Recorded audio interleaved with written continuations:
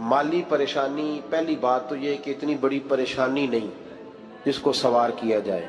आयत पढ़ूंगा कुरान पाक की, और मेरा ख्याल है कि बहुत सारी परेशानियां तो कुरान मजीद के लफ्ज़ों से दूर हो जाएंगी। सूरह हूद है, उसकी आयत नंबर 6 है, 12वें सिपारे की पहली आयत है। क्या अंदाज है, और मेरे रब का कितना मन मोह लेने वाला और दिल को छू लेने वाला अंदाज है। रब करीम ने फरमाया वमा मिन दाब्बतिन फिल अर्द, फरमाया नहीं ज़मीन पर कोई भी ऐसा चलने वाला, ज़मीन पर कोई ऐसा नहीं जो चलता हो, इल्ला अलल्लाहि रिज़्कुहा, जिसका रिस्क अल्लाह ने अपने जिम्मे न लिया हो। ज़मीन पे कोई चलने वाला ऐसा नहीं जिसके रिस्क की जिम्मेदारी रब करीम की ना हो। ये जिम्मेदारी रिस्क किसकी है? बोल के बताएं, बोल के किसकी जिम्मेदारी है जी? अल्लाह। देखिए गौर फरमाएं, यहाँ मुफस्सिरीन ने एक बात लिखी है इस आयत के तहत कि फरमाया जो ज़मीन पे चलने वाला है उसका रिस्क अल्लाह के ज़िम्मे। फरमाते हैं कि ये अल्लाह ने हमारी अकल के मुताबिक हमसे बात की है, वरना आसमानों में जितनी मखलूक है रिस्क उसका भी अल्लाह के ज़िम्मे ही है। यहाँ जो फिल अर्द के लफ्ज़ है ज़मीन पे, वो हमें समझाने के लिए कि तुमने तो सिर्फ ये दुनिया देखी है ना, तो जिसको तुमने देखा है वो सब खाते अल्लाह का दिया हुआ ही है। तो जो हमने देखा था रब करीम ने उसके मुताबिक हमें समझा दिया। फरमाया कुछ तो तुमने देखे ही नहीं, चलो उनकी तुमसे बात नहीं करते, पर जो तुमने देखे हैं उन सब का रिस्क किसके जिम्मे है? अल्लाह के। मेरे रसूल करीम सैयद आलम सल्लल्लाहु ताला अलैहि वसल्लम कुरान मजीद की जब तर्जुमानी करते, वजाहत करते, तो महबूब पाक सल्लल्लाहु अलैहि वसल्लम भी कोई इश्काल रहने नहीं देते थे, कोई इश्काल नहीं रहने देते थे। मेरे महबूब करीम अलैहिस्सलातु सलाम ने फरमाया अल्लाह पे भरोसा रख के सवेरे निकल जाना रिस्क की तलाश में। किस पे भरोसा रखना है? निकलना तुम्हारे जिम्मे है। ये ना कहना कि घर बैठूंगा तो यही आएगा, निकलना तुम्हारी जिम्मेदारी है। जितनी जिम्मेदारी है वो पूरी करना। अल्लाह पे भरोसा करके निकल जाना तुम्हारी जिम्मेदारी है। रब का जिम्मा है तुम्हें रिस्क देना, वो जरूर तुम्हें रिस्क पहुंचाएगा। या रसूल अल्लाह सल्लल्लाहु अलैहि वसल्लम किस तरह पहुंचेगा? तो जरा हुजूर के लफ्जों का हुस्न भी देखिए। नबी पाक सल्लल्लाहु अलैहि वसल्लम ने फरमाया जिस तरह मौत तुम्हें ढूंढ लेती है ना कि तुम कहाँ मौजूद हो, जब वक्त आता है तो इंसान पाकिस्तान में हो तब भी आ जाता है, जद्दा में हो तब भी आ जाता है, मक्का में हो या मदीना तैयबा में, वक्त फिर भी आ जाता है। फरमाया जिस तरह मौत तुम जहां भी हो तुम तक पहुंच जाती है ना, इस तरह तुम्हारा रिस्क भी तुम जहां मौजूद होते हो अल्लाह वहां पहुंचा देता है, पहुंचा देता है। तो या रसूल अल्लाह सल्लल्लाहु अलैहि वसल्लम किस अंदाज में? तो फरमाया निकल जाना तुम्हारी जिम्मेदारी है। फरमाया सवेरे परिंदे भी निकल जाते हैं और शाम को जब लौटते हैं तो अल्लाह उन्हें पेट भर के रोजी अता फरमाता है। हालांकि उनको नहीं पता होता हमारा कारखाना कहाँ है, हमने कहाँ जाके मजदूरी करनी है। उनको नहीं पता होता कि हमारा दफ्तर कहाँ है, हमने किस ऑफिस में बैठना है। उनको नहीं पता होता कि हमने कहाँ जाके माल खरीदना है और कहाँ से हमने फिर उसको दोबारा बेचना है। उन्हें खबर नहीं होती, अल्लाह पे भरोसा करके निकल जाते हैं। निकलना तो तेरे जिम्मे है कि नहीं? फरमाया वो तू ड्यूटी कर, शाम को अल्लाह जो रब परिंदों को रोजी देता है वो तुझे भी अता फरमाएगा। मैं कहता हूँ सोच कितनी कमजोर है उस आदमी की जो कहता है कैसे मिलेगा। कितनी कमजोर सोच है। जो रब बैल को रोजी देता है, बकरी को रोजी देता है, इस जमीन इस धरती पे अगर बसने वाला ऊंट भूखा नहीं सोता, चले ये तो पालतू जानवर होते हैं, इस धरती पर बसने वाली अगर बिल्ली और कुत्ता रोटी खा के सोते हैं तो तू तो अशरफुल मखलूकात है। तूने अपने ज़हन में क्या टेंशन पाल लिया है कि नहीं आएगा तो मर जाऊंगा, क्या बनेगा, किस तरह होगा? तू क्यों इतना परेशान हो गया? भाई माली परेशानी सबसे ज्यादा उस बंदे ने ओढ़ ली है जिसकी तवक्कुल की बात कमजोर हो गई है। तू सीधी तवज्जो अपने रब करीम की जानिब रख, सीधी तवज्जो अल्लाह की जानिब कर। रब फरमाता है जिम्मा तेरा नहीं, जिम्मा मेरा। लेकिन ना तनख्वाह एक आती है घर में, जब एक बच्चा होता है तो तब भी काम चलता है, जब अल्लाह 2 बच्चे दे दे फिर भी उस तनख्वाह से काम चलता है, जब 3 हो जाए फिर भी चलता है, जब 4 हो जाए नहीं। आप ना भी बोले तो बात तो सही है, बहरहाल काम फिर भी چلے اسی تنخواہ میں سے جب بندہ بڑے بیٹے کی شادی کر کے بہو بیاہ کے لے آئے تو پھر بھی کام چلتا ہے. اور جب اس بیٹے کو اللہ بچے عطا کر دے تو اسی گھر میں، اسی آنگن میں، اسی چھت کے نیچے کام چلتا ہے. تو پھر تو مان جانا کہ چلانے والا تو نہیں، چلانے والا کوئی اور ہے. پھر تو مان جا کے چلانے والا کوئی تو اس وقت جب تنخواہ تیری لگی تھی تو کہتا تھا ابا ابھی میری شادی نہ کر، میں بیوی کو کیسے کھلاؤں گا. تو وہی شخص ہے جس کی چھت کے نیچے پھر 1.5 درجن پوتے بھی پل رہے اور گزارا ان کا بھی ہو رہا ہے. تو رزق کا ذمہ کس کا ہے؟ اللہ کا، اللہ کا ذمہ. اب ہمیں پتہ ہے پہلی بات تو پریشانی اس لیے اتار دینی چاہیے کہ ذمہ ہمارا ہے ہی نہیں. اب دوسری بات یہ کہ ذمہ داری کس کی ہے؟ اللہ حکیم بھی ہے اور علیم بھی ہے. حکیم بھی ہے اور جانتا بھی ہے اور اسے پتہ بھی ہے کہ دینا کس طرح ہے. اب ہم پتہ کیا کہتے ہیں؟ کہتے ہیں وہ جو بندہ پجاروں میں بیٹھا ہے وہاں اسے نہیں بیٹھنا چاہیے تھا، اور میرا حق تھا. تجھے زیادہ پتہ ہے کہ اللہ کو؟ بول کے بتا نا کس کو پتہ زیادہ ہے؟ کیوں جی؟ تو آپ اصل ٹینشن پتہ کب لگتی ہے؟ جب بندے کہتے ہیں نہیں وہ پجاروں میری تھی، میرا حق تھا. وہ جب گزرتی ہے نا پاس سے مہران کے تو مہران والا ٹینشن بڑی لیتا ہے. حالانکہ اللہ کو زیادہ پتہ ہے کہ وہ حق. ایک بات اپنے ذہن میں یاد رکھ لے، رٹ لے کہ جو میرے لیے بہتر تھا میرے رب نے مجھے دے دیا. تو بات ختم ہو گئی. بس وصل اچھا ہے نہ فراق اچھا ہے، یار جس حال میں رکھے وہی حال اچھا ہے. بس جو میرے حق میں بہتر تھا میرے رب نے مجھے. مسئلہ یہ ہے کہ تو اس پہ راضی ہونے کو تیار نہیں. حضرت علی کرم اللہ تعالیٰ وجہ الکریم نے میرے نبی پاک کی ایک حدیث بیان کی ہے، اور جناب علی جب یہ حدیث بیان کیا کرتے تھے تو حضرت مجاہد فرماتے ہیں یوں لگتا تھا کہ جیسے حضرت علی ہمیں ہر پریشانی سے نکال رہے ہیں. مولا علی شیر خدا رضی اللہ تعالیٰ عنہ فرماتے ہیں کہ مجھے میرے نبی پاک صلی اللہ علیہ وسلم نے ایک طریقہ دیا تھا ٹینشن فری ہونے کا. آپ فرماتے ہیں مجھے تو بڑا راس آیا ہے، تم بھی اگر کر لو گے تو تمہیں بھی فائدہ دے گا. کہا وہ کیا؟ حضرت علی کہنے لگے محبوب علیہ السلام نے فرمایا تھا لوگوں تم اللہ کے دیے ہوئے تھوڑے رزق پہ راضی ہو جاؤ، وہ تمہاری تھوڑی عبادت سے تم سے راضی ہو جایا کرو. بس تم 2 نفل بھی پڑھو گے تو اللہ راضی ہو جائے گا. تم 1 رکوع بھی سویرے اٹھ کے پڑھو گے تو وہ راضی ہو جائے گا. وہ تمہارے 313 درود شریف سے راضی ہو جائے گا. تم اس کے دیے ہوئے تھوڑے رزق سے راضی ہو جاؤ.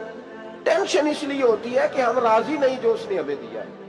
وہ حل میں مزید کی جو دوڑ ہے نا، حل میں مزید کی، بے قدرہ کچھ قدر نہ جاتی، کیتی خوب تسلی ہو، دنیا دار پجاری زردے، کتیاں دے گل ٹلی ہو، بک بک روشن اکھیاں تکیو ویک حویلی کلی ہو، تے کوچ نصیر اساں جد کیتی پہ جانی تھر تھلی ہو.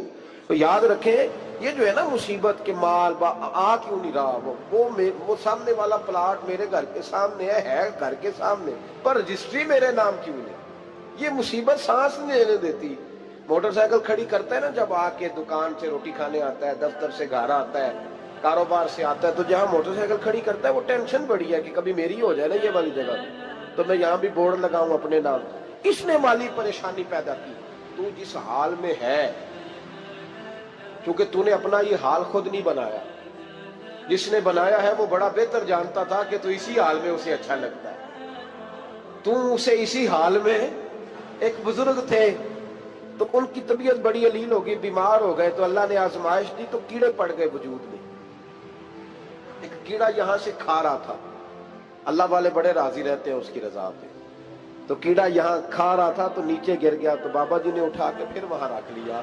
کہنے لگے جب اس نے تیری ڈیوٹی مجھے کھانے کی لگائی ہے تو میں اس بات پہ راضی ہوں تو نیچے کیوں گرتا ہے؟ بس ٹھیک ہے کھا، جب اس نے تجھے ڈیوٹی جو تیری لگائی. سالبہ بن عبد الرحمن ایک صحابی تھے، سالبہ غالباً نبی پاک صلی اللہ علیہ وسلم کی خدمت میں آئے، کہنے لگے یا رسول اللہ صلی اللہ علیہ وسلم غربت بڑی ہے، میرے لیے دعا کریں اللہ زیادہ مال دے. تو محبوب صلی اللہ علیہ وسلم نے فرمایا تو جس حال میں اچھا ہے وہ تیرے لیے بہتر ہے، اس میں تو ہے وہی حال تیرے لیے. مشکل ہے نا یہ جواب سننا. کہتے پیر صاحب فلان جگہ سے تویز آیا وہاں تو وارے نے آرے ہو گئے، تو آپ کے ہاں. تو میں کہتا ہوں یہ تویز دینے والا اگر تویز دے کے امیر بناتا ہے تو پہلے خود کیوں نہیں بنتا؟ یہ خود تو 150 کا تویز بیچ رہا ہے، اپنی بیچارے کی حالت یہ ہے۔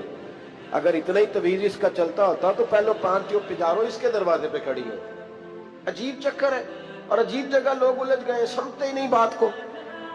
یا رسول اللہ صلی اللہ علیہ وسلم دعا کر دے تو محبوب نے کیا فرمایا؟ فرمایا تو جس حال میں ہے نا وہ حال تیرے لیے بہتر ہے، اسی میں رہ۔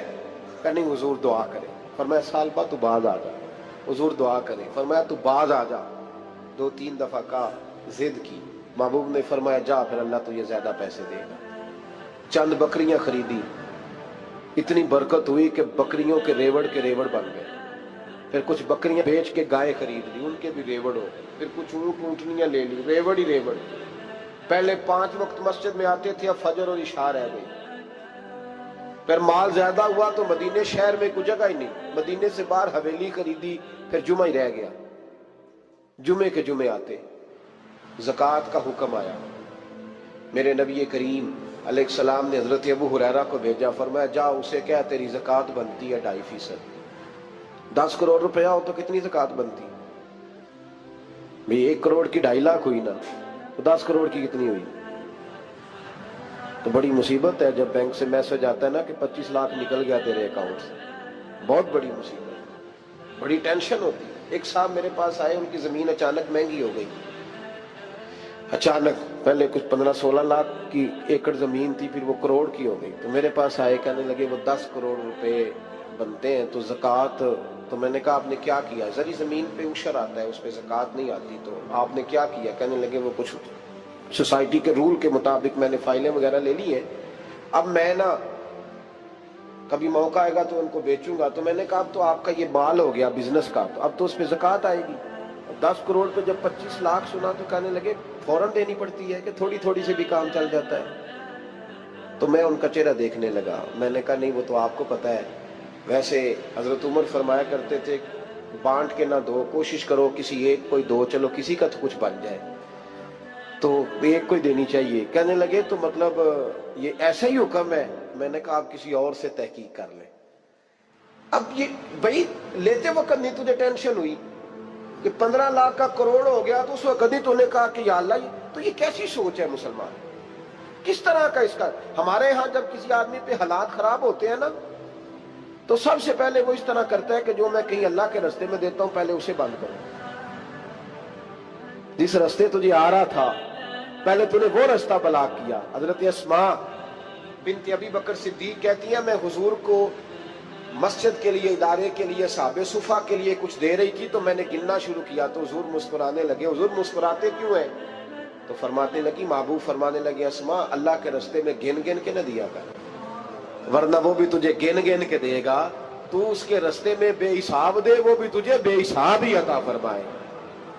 لیکن پہلے یہ والا پہلے دروازہ بند کرو، یہاں سے پیسے ختم ہو رہے ہیں، تو اس طرح کرنا بھائی۔ اس دفعہ سوٹ ذرا گرمیوں والے نہ خرید، لیکن جو تو اللہ کے رستے میں دے رہا ہے اسے دیتا رہے۔ لیکن ہم اپنا نقصان کرتے ہیں، زیادتی کرتے ہیں اپنے ساتھ۔ میں نے آپ کو پہلے بھی بتایا تھا پیار کی بولی ہے، پھر بولتا ہوں۔ ایک بڑے بڑے پیار والے دوست ہیں، ایک دفعہ مجھے کہنے لگے کہ آپ کئی دفعہ اعلان کرتے ہیں تو مجھے اچھا نہیں لگتا، اور آپ ادارہ بھی بہت زیادہ بننے والا ہے، بڑی چیزیں میں دیکھتا ہوں جو ہوں تو بڑا نظام اچھا ہو جائے، آپ دعا کریں اللہ مجھے پیسے دے تو میں بڑے سارے خرچ کروں گا اس کے رستے میں۔ تو میں نے کہا یا اللہ اسے 10 کروڑ دے، یہ 9.5 کروڑ تیرے رستے میں دے دے گا۔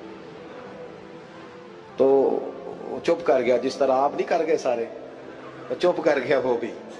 اس نے کہا جی نہیں جی انشاءاللہ کریں گے۔ تو میں کیا پلیا جی تے دعا پہ ہوں دیا، ابھی تو وہ آئیں گے تو تب دیکھی جائے گی، تو یہیں اڑ گیا ہے۔ یعنی 9.5 کروڑ اللہ کے رستے میں خرچ کرنے کی دعا پہ بھی آمین کوئی نہیں کہتا کہ چلو آمین ہی کہہ دیں۔ تو میں کہا تینوں تے 50 لاکھ بچتا سی پیا، لیکن تو اس سودے پہ تیار ہے۔ جب یہ سوچ ہوتی ہے، یہ غلط سوچ ہے، یہ بات تو اگر مسکرانے والی، لیکن یہ سوچ صحیح نہیں۔ حضرت عثمان غنی رضی اللہ تعالیٰ عنہ کہتے ہیں جس وقت نبی پاک صلی اللہ علیہ وسلم نے اعلان کیا نا جنگ کے موقع پر کہ 800 سپاہیوں کا خرچہ چاہیے، کہتے ہیں میرے پاس 600 کا تھا۔ یہاں ایک روایت میں حضور نے 1000 کا اعلان کیا تو میرے پاس 800 کا تھا۔ جب 2-3 دفعہ نبی پاک نے اعلان کیا تو کہتے ہیں میں نے کھڑے ہو کے کہا یا رسول اللہ پورا 800 میری طرف سے۔ کہتے میں نے 200 سپاہی کا خرچہ ادھار اٹھایا لیکن پورے 2 مہینے نہیں گزرے تھے، رب کریم نے مجھے کئی گنا کر کے پیسے واپس عطا فرما دیے۔ پر بات تو یہ ہے کہ تیری وہاں لو لگی ہو، تو تجارت کرتا ہے ان لوگوں کے ساتھ جو کیا دے سکتے۔ تو سالبہ کے پاس حضور نے پیغام بھیجا، پہلے تو کہا تیرے لیے بہتر نہیں مال، جب اصرار کیا تو اب بڑی برکت ہو گئی، بڑا آیا تو فرمایا زکوٰۃ دے، 2.5% زکوٰۃ ہے۔ جب سوچا کہ 5 اونٹوں پہ ایک بکری جائے گی اور بڑا سارا مجھے دینا پڑے گا، اب جب غور کیا تو یہ تو نہ کہا کہ میں نہیں دیتا۔ حضرت ابو ہریرہ سے کہنے لگے نبی کریم علیہ السلام کی خدمت میں عرض کرنا کہ میں خود آؤں گا۔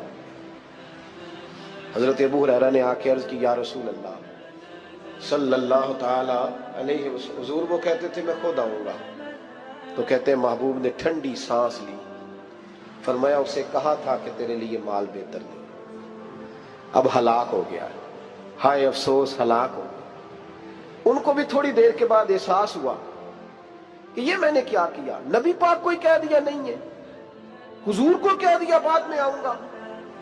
اب دوڑے آئے، عرض کی حضور میں سارا کچھ لے کے آیا ہوں، قبول کر لیں۔ محبوب نے فرمایا گویا بلال حبشی کی خشک کھجور بھی قبول ہے، اور صہیب رومی ایک اٹی بان کی لائے تو وہ بھی قبول ہے، اور عمار بن یاسر اور مصعب بن عمیر اگر 2 دینار دے جائیں اور کوئی پرانا جوڑا کسی سپاہی کے لیے چھوڑ جائے تو وہ بھی قبول ہے، لیکن تو اپنا لاکھوں لے کے چلا جا، تیرا کوئی نہیں قبول، معاف کر دے۔ فرمایا جا معاف کیا، پر پیسے لے کے نہ آنا۔ اگلے سال پھر آئے، بندے ہوئے ہاتھ ہیں، محبوبہ میں دولت کا کیا کروں گا، آگ لگانی ہے، قبول کر لے۔ فرمایا تو لے جا، تیرا نہیں قبول، گرا جو ان کی نگاہ سے وہ سنبھل نہیں سکتا۔ حضور نے وصال ظاہری کیا تو جناب صدیق اکبر کے پاس آئے، لاکھوں کا مال، ابو بکر قبول کر لو، تو جناب صدیق اکبر کہنے لگے اس کا کر لو جس کا نبی نے نہیں کیا، چل جا کوئی نہیں چاہیے۔ حضرت عمر کے زمانے میں قحط پڑ گیا، بارشیں نہیں ہوتی، غلہ نہیں ملتا، حالات خراب ہے، مالی طور پہ بحران آ گیا، غربتیں، مجبوریاں، تکلیفیں، آ کے روئے، عمر میرا قبول کر لو، مجھے معافی تو مل گئی تھی نا۔ فرمایا معافی اپنی جگہ پہ، پر جس کا مصطفیٰ نے قبول نہیں کیا۔ بہت سارے لوگوں کو پتہ ہی نہیں کہ ان کا قبول ہی نہیں ہوا، اور وہ الجھے ہوئے، انہیں خبر ہی نہیں کہ اصل بات کیا ہے۔ فرمایا جس کا مصطفیٰ کریم نے قبول نہیں کیا، اب ہیرے اور جواہرات بھی لے کے آئے تو بھوکے مریں گے، پر اس کا قبول، اس بات پہ راضی رہو، اس حال میں اللہ نے رکھا ہوا، اس حال میں راضی رہو۔ جو مصیبت ہے نا دیکھنی کہ وہ بھی میرے پاس، تمہیں کیا پتا، کبھی پوچھ تو صحیح اس سے وہ کس مصیبت کا شکار ہے، جو مالی طور پہ بڑا امیر ہے، تو اس کی طرف دیکھ کے اپنا دل برا کرتا ہے۔ بس جس حال میں رب نے رکھا ہے اس حال میں رہ۔ حضرت عثمان غنی کے زمانے میں تو وہ وصال کر گئے، لیکن بھائی تو جس حال میں تیرا رب تجھے رکھتا ہے اس حال میں رہ، تیری مالی پریشانیاں ختم ہو جائیں۔ میں نے پہلے بھی شاید آپ کو ایک دفعہ کہا تھا، میں تعلیم سے فارغ ہوا تو میرے ایک استاد اور میرے کچھ دوست کہنے لگے افریقہ آ جائیں آپ، وہاں بہت بڑا ادارہ ہے، اس کو چلائیں، اس کو سنبھالیں۔ میری والدہ سے میں نے کہا، اس طبیعت ہوتی ہے نا انسان کی، میرا بھی دل لگ گیا۔ میری اماں پڑھی نہیں تھی لیکن اللہ نے دانائی بڑی عطا فرمائی تھی، حکمت بڑی تھی، سیانی بڑی تھی۔ تو میں نے کہا اماں جی وہ مجھے ساؤتھ افریقہ کی دعوت ہو رہی ہے تو آپ کیا کہتی ہیں؟ تو اٹھ کے میرے پاس آ گئی اور مجھے انہوں نے اپنے بازوؤں میں لے لیا، پھر میرا ماتھا چوما، کہنے لگی پتر میں تے وال بھی نہ پوٹ کے دیوا کسی نے، ہم نے دولت کا کیا کرنا، تو اللہ کا نام لے کے کہیں بیٹھ جا، رب کریم رون کے لگا دے گا، خیر ہو جائے۔ تو میرے بھائی یاد رکھیں ان چیزوں سے تھوڑا سا دیکھیں نا، قناعت کریں، جو اللہ نے دیا اس پہ راضی ہو جائے، اللہ بڑا مہربان ہے، وہ آسانیاں کر دیا کرتا ہے۔ تو یاد رکھیں میرے رسول کریم علیہ السلام نے ایک تو ہمیں درس یہ دیا ہے کہ تو سمجھ جا، قرآن نے ہمیں بتایا ہے کہ روزی تیری ذمہ داری نہیں، روزی کس کی ذمہ داری ہے؟ اللہ کی۔ اور دوسری بات یہ کہ جو اللہ نے تمہیں دیا ہے اس پہ تو راضی ہو جا، تیری مالی پریشانیاں ختم ہو جائیں۔ اور پھر حضور صلی اللہ علیہ وسلم نے فرمایا مذہبی طور پر جب دیکھو تو آگے دیکھو، اور دنیاوی طور پر جب دیکھو تو پیچھے دیکھو، پریشانی ختم ہوگی۔ مذہبی طور پر جب دیکھو، جو 5 نمازیں پڑھتا ہے وہ تہجد پڑھنے والے کو دیکھے، اور جو تہجد پڑھتا ہے وہ اشراق چاشت پڑھنے والے کو دیکھے، اور جو بندہ اشراق اور چاشت پڑھتا ہے پھر اس کو دیکھے جو سارا دن مصطفیٰ پہ درود پڑھتا ہے۔ اوپر اوپر دیکھے کہ میں نے اور نیک ہونا ہے اور نیک، اور جب مالی معاملہ ہے تو پھر نیچے دیکھ۔ اگر تو بیٹھا نا پجاروں پہ تو پھر ٹوڈی والے پہ نظر کر، اس کا کیا حال ہے۔ اور اگر تو وہاں بیٹھا ہے تو دیکھ مہران والا بھی تو گاڑی چلا ہی رہا ہے، اور اگر تو وہاں ہے تو موٹر سائیکل والا دیکھ، اور تو وہاں ہے تو پھر سائیکل والے پہ نظر، اور اگر تو سائیکل والا ہے تو پیدل والے کو دیکھ، اگر تو کرائے کے مکان میں رہتا تو پھر جھونپڑی والے کو دیکھ، اور اگر تو جھونپڑی میں رہتا ہے تو پھر بھی پریشان نہ ہونا، کچھ ایسے بھی ہیں جنہیں جھونپڑی بھی نصیب نہیں، جو سڑک پہ لیٹے ہوئے۔ اور اگر تو تندرست ہے نا تو کبھی جا کے اسپتال میں دیکھ حال کیا ہے، لوگ کس حال میں ہیں۔ تو ہم شکر نہیں ادا کرتے، اس کا نقصان کیا ہوتا ہے، نعمتیں چلی جاتی ہیں۔ اللہ فرماتے ہیں لَئِن شَكَرْتُمْ لَأَزِيدَنَّكُمْ، تو شکر ادا کر، میں نعمتوں میں اضافہ کر دوں۔ تو بھائی مالی پریشانی کا تیسرا سبب یہ ہے کہ ہم دیکھتے ہیں مالی طور پر اوپر، تو پھر ہمیں طبیعت بگڑتی ہے۔ اور پھر مالی پریشانیوں کے کچھ اور اسباب بھی ہیں۔ امام شافعی فرماتے ہیں جن گھروں میں لوگ فجر کی نماز کے وقت سوئے ہوتے ہیں ان گھروں میں رزق نہیں آتا۔ آپ فرماتے ہیں فجر کا وقت اللہ کے دینے کا وقت ہے، اس وقت اللہ بانٹتا ہے۔ حضور صلی اللہ علیہ وسلم کا فرمان ہے نا حدیث میں کہ تہجد کے وقت اللہ پہلے آسمان پہ نزول جلال فرماتا ہے جو اس کی شان کے لائق ہے تہجد کے وقت، اور وہ کہتا ہے مانگو میں تمہیں عطا کروں گا۔ لینے کی باری آئے تو بندہ سمیٹ سماٹ کے اندر گھس جائے۔ ہمارے ہاں یہ ہوتا ہے کہ عشاء کے بعد بچے بیٹھتے ہیں موبائل لے کے، تہجد کا وقت آتا ہے تو ان کی آنکھیں بند ہونی شروع ہوتی، تو لینے کے وقت تو سویا تھا، ذرا مسئلہ کیسے حل ہوگا؟ بھائی جب کوئی آدمی خیرات بانٹ رہا ہو تو جو پیالہ پیچھے کر لے اسے ملے گا؟ کہتے اس وقت آنا جب میں بانٹ رہا تھا، اب تو کدھر آ گیا ہے؟ مثال دے رہا ہوں۔ تو فجر کا وقت مانگنے کا ہے، تو ساری رات تو گزر گئی گیمیں کھیلتے، ٹی وی دیکھتے، اور جو لینے کا وقت تھا تو سو گیا، تو کیسے آئے گا تیرے پاس؟ تو اٹھے سویرے بندوں سے مانگ کے دیکھ لیا، بڑی عزتیں خراب ہوئی، فجر کا وقت اٹھ کے جھولی پھیلائے۔ میرے رسول پاک علیہ السلام فرماتے ہیں، رب فرماتے ہیں جب بندے میرے آگے جھولی پھیلاتے ہیں مجھے شرم آتی ہے۔